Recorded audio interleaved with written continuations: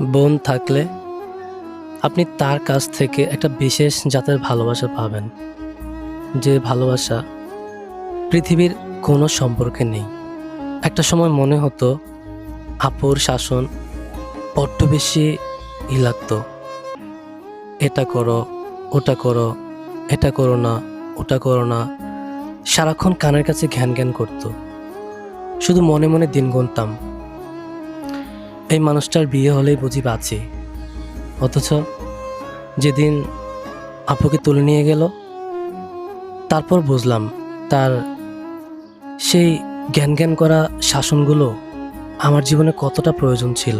আসলে আমরা মানুষ যখন কারো কাছে থাকে তখন আমরা বুঝতে পারি না তার গুরুত্বটা আমাদের লাইফে কতটা।